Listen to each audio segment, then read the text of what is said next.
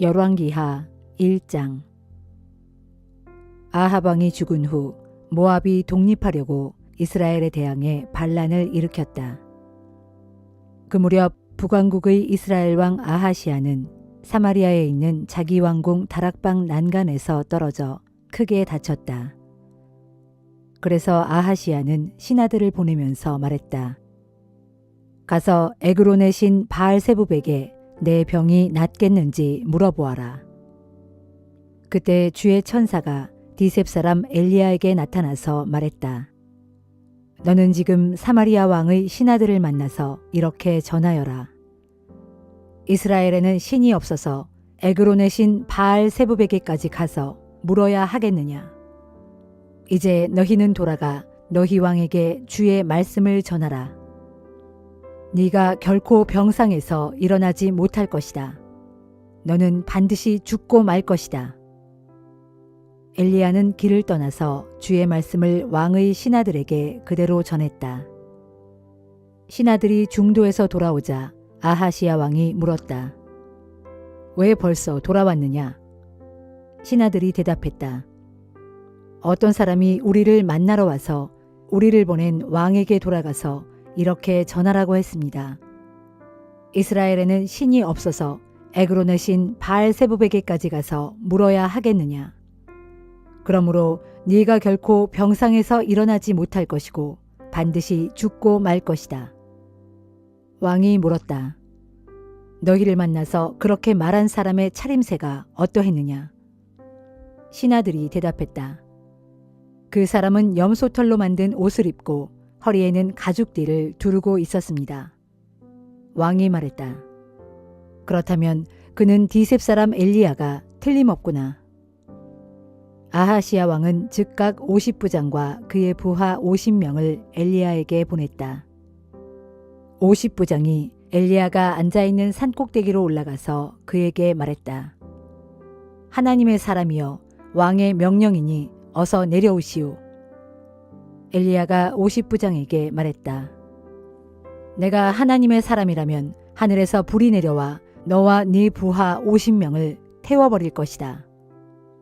그러자 하늘에서 즉시 불이 떨어져 50부장과 그의 부하 50명을 모두 태워버렸다. 아하시아 왕은 다시 엘리야에게 다른 50부장과 그의 부하 50명을 보냈다. 50부장이 엘리야에게 말했다. 하나님의 사람이여, 왕의 명령이니 당장 내려갑시다. 엘리야가 대답했다. 내가 하나님의 사람이라면 하늘에서 불이 내려와 너와 네 부하 50명을 태워버릴 것이다. 그러자 하늘에서 즉시 불이 떨어져 50부장과 그의 부하 50명을 모두 태워버렸다. 아하시아 왕은 세 번째로 50부장과 그의 부하 50명을 또 보냈다. 세 번째 50부장은 산으로 올라가 엘리야 앞에 엎드려 간청했다. 하나님의 사람이여, 저와 제 부하들의 목숨을 소중히 여겨주십시오. 이미 2번이나 하늘에서 불이 내려와 50부장과 그의 부하들을 모두 태워버렸습니다. 하지만 이번만큼은 저와 제 부하들의 목숨을 소중하게 여겨주시기를 바랍니다. 그때 주의 천사가 엘리야에게 말했다. 그와 함께 내려가라. 두려워하지 말고 왕을 만나도록 하라. 엘리야는 즉시 일어나 그 50부장과 함께 왕에게로 갔다. 엘리야가 아하시아 왕에게 말했다. 주께서 왕에게 하시는 말씀을 들으시오. 너는 이스라엘에 신이 없어서 에그론의 신 바알세부백에까지 가서 물어야 하겠느냐. 그러므로 네가 결코 병상에서 일어나지 못하고 반드시 죽고 말 것이다. 엘리야가 전한 주의 말씀대로 과연 아하시아 왕이 죽었다. 그에게는 아들이 없어서 그의 동생 여호람이 아하시아의 뒤를 이어 이스라엘의 왕이 되었다. 때는 여호사밧의 아들 여호람이 남왕국의 유다를 다스린 지 2년째 되던 해였다. 북왕국 이스라엘 왕 아하시아의 통치 기간에 있었던 다른 일들과 그의 치적 등에 대해서는 이스라엘 왕들의 연대기에 기록되어 있다.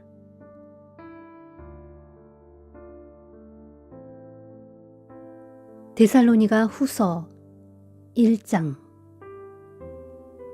바울과 실로아노와 디모데는 하나님 우리 아버지와 주 예수 그리스도 안에 있는 데살로니가 지역의 교회에 이 편지를 보냅니다. 하나님 우리 아버지와 주 예수 그리스도께로부터 임하는 은혜와 평강이 여러분에게 있기를 빕니다. 형제들이여, 우리는 여러분을 생각할 때마다 하나님께 감사를 드리지 않을 수 없습니다. 이처럼 감사드리는 것이 마땅한 까닭은 여러분의 믿음이 날이 갈수록 더욱 자라나고 있고, 또한 서로에 대한 여러분의 사랑이 날로 더욱 풍성해지고 있기 때문입니다. 그러므로 우리는 여러분이 심한 박해와 환난 속에서도 모든 것을 참고 견디면서 믿음을 굳건히 지키고 있다는 사실로 인해 하나님의 여러 교회에 여러분을 자랑하고 있습니다. 이 모든 것은 하나님의 심판이 공의롭게 행해지고 있다는 증거입니다. 왜냐하면 여러분은 그런 고난과 핍박으로 인해 하나님 나라에 들어갈 합당한 자격을 갖추게 될 것이기 때문입니다. 그렇습니다. 여러분은 참으로 그 나라를 위해 지금 온갖 고난을 겪고 있습니다.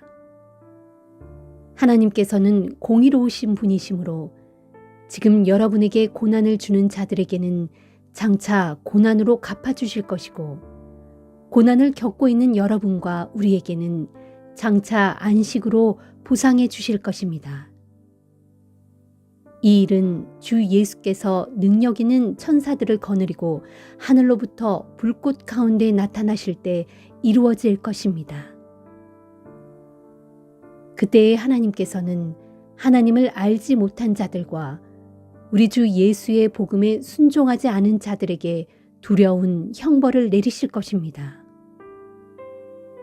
곧 그런 자들은 주 앞에서 추방되고 주의 영광스러운 능력에서 떨어져 나가 영원한 멸망의 형벌을 받게 될 것입니다.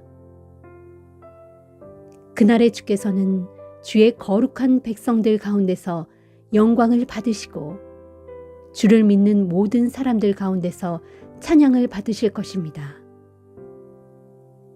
여러분은 우리가 전하는 증언을 믿었으니 이 복된 대열에 참여하게 될 것입니다. 그러므로 우리는 항상 여러분을 위해 기도합니다. 기도할 때 우리는 여러분이 하나님의 부르심에 합당한 자녀로 살게 해주시고, 또한 여러분의 모든 선한 뜻과 믿음의 일들이 주의 능력으로 다 이루어지게 해달라고 간구합니다. 그렇게 되어서 우리 하나님과 주 예수 그리스도의 은혜로 우리 주 예수의 이름이 여러분 가운데서 영광을 받으시고, 여러분 또한 그리스도 안에서 영광을 받게 되기를 바랍니다.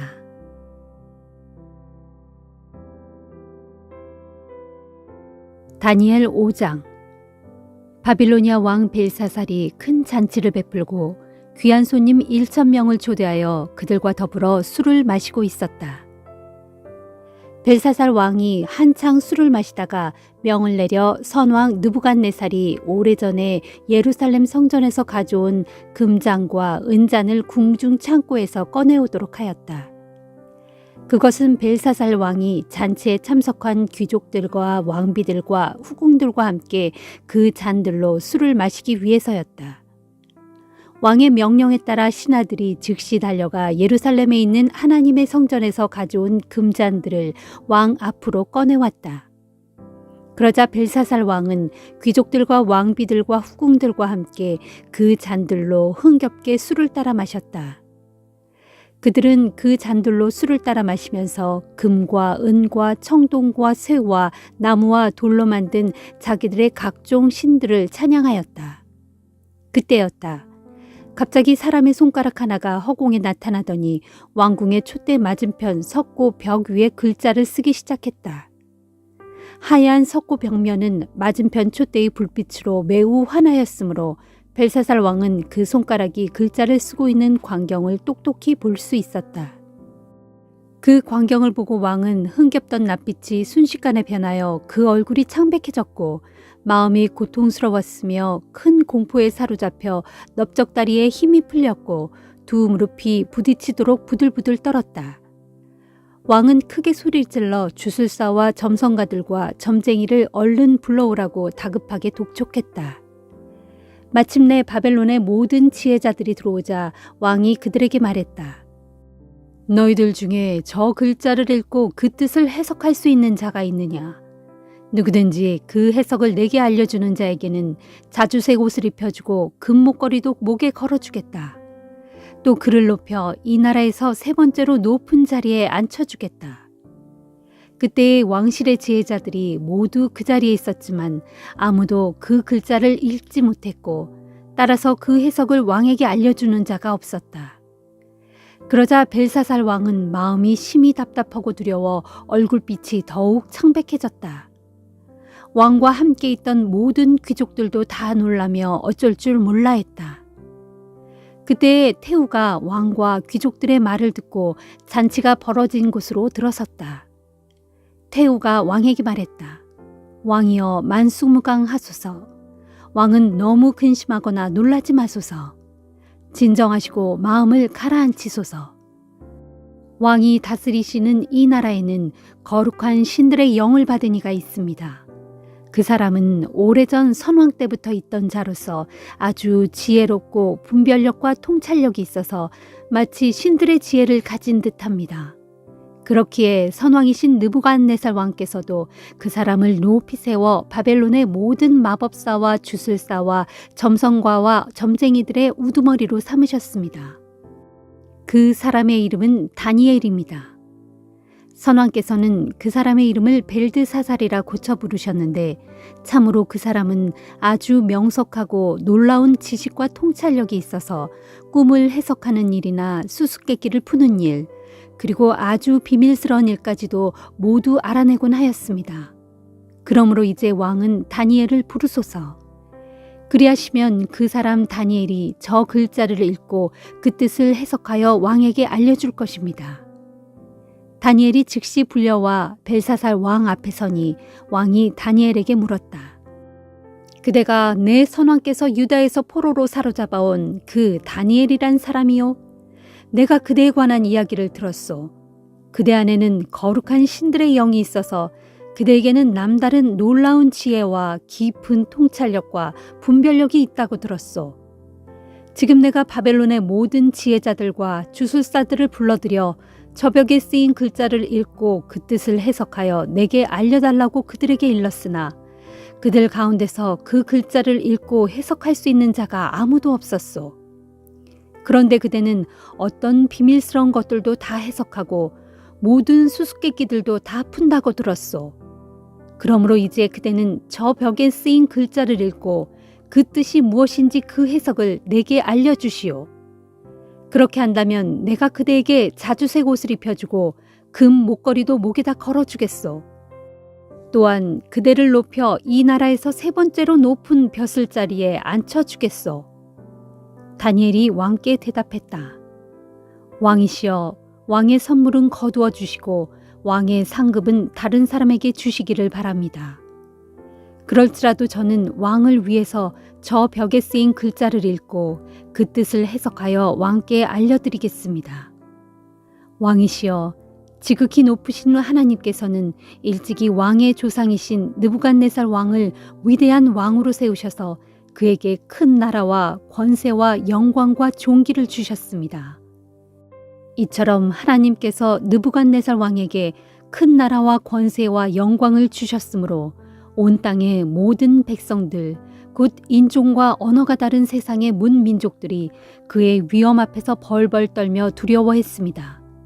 참으로 그는 누구라도 마음대로 죽이고 누구라도 마음대로 살렸으며 누구라도 마음대로 높이고 누구라도 마음대로 낮추었습니다. 이토록 권세가 높아 하늘을 찌르더니 마침내 느부갓네살 왕은 그 마음이 높아지고 그 생각이 교만해져서 자기 고집대로만 행하였습니다. 그래서 하늘의 하나님께서는 그를 나라의 왕좌에서 끌어내리시고 그의 모든 영광을 빼앗았습니다. 그 결과 느부갓네살 왕은 사람들에게 쫓겨나 사람들이 사는 곳에서 떠나게 되었습니다. 제 정신을 잃어 그 마음이 들짐승의 마음과 같아져서 들판의 나귀들과 함께 살아가면서 소처럼 풀을 뜯어먹고 그의 몸은 하늘에서 내리는 이슬에 젖는 신세가 되고 말았습니다. 그리하여 결국 그는 지극히 높으신 하나님께서 인간들의 나라를 다스리시며 오직 그분께서 그분의 기쁘신 뜻대로 누구든지 왕위에 앉힐 수 있으며 또 누구에게든지 나라를 맡겨 그로 다스리게 하실 수 있다는 사실을 깨닫기에 이르렀습니다.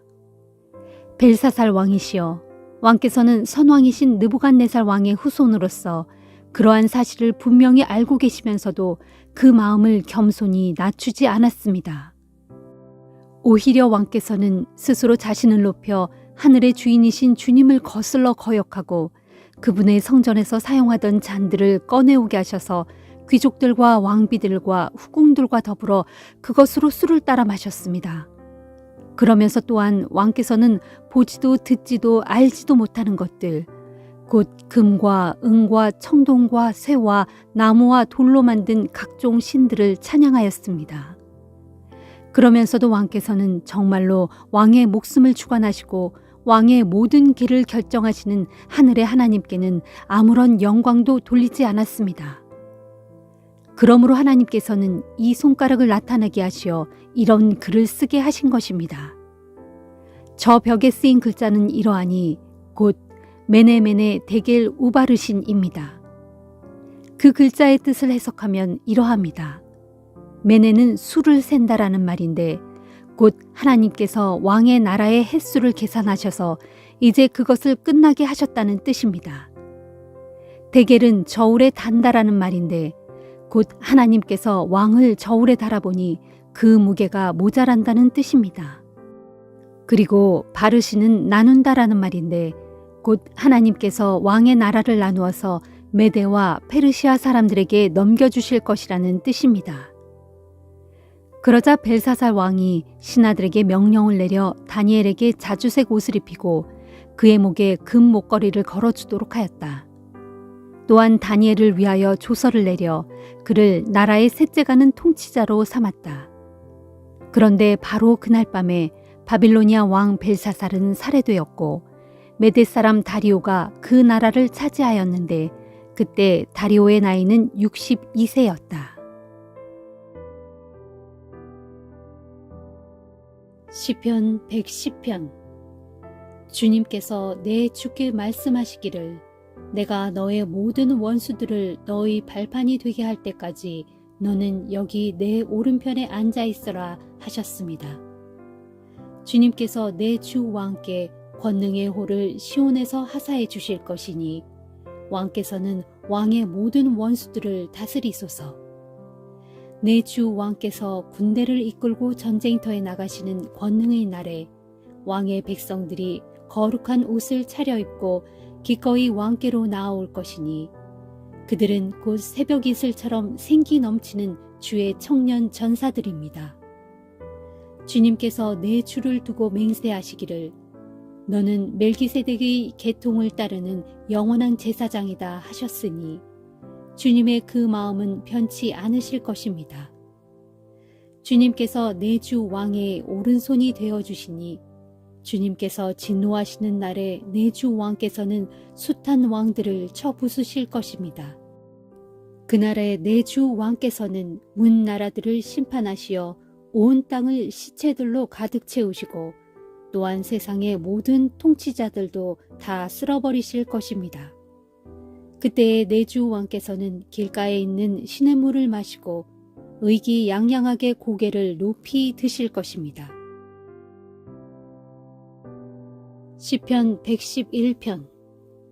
할렐루야. 내가 의롭고 정직한 사람들이 모인 자리에서 온 마음 다해 주님을 찬양하리라. 주께서 행하신 일들이 참으로 크고 놀라우시니 그 일을 보고 기뻐하는 사람들 모두가 두고두고 그 일을 깊이 생각하고 또 연구하는구나. 주께서 행하신 일들은 진실로 영광스럽고 장엄하며 주님의 의로우심은 영원하도다.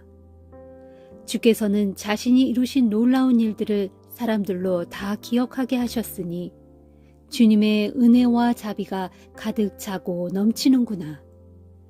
주께서는 자기를 경외하는 자들에게 매일의 양식을 공급해 주시며 그들과 맺은 자신의 언약을 영원히 잊지 않고 마음에 새겨두신다. 주께서는 문민족들의 땅을 자기 백성들에게 주심으로써 그 백성들에게 자신의 크신 권능을 보여주셨도다. 주께서 손수 하시는 일마다 한결같이 참되고 의로우시니 주의 법도는 진실로 믿음직스럽도다.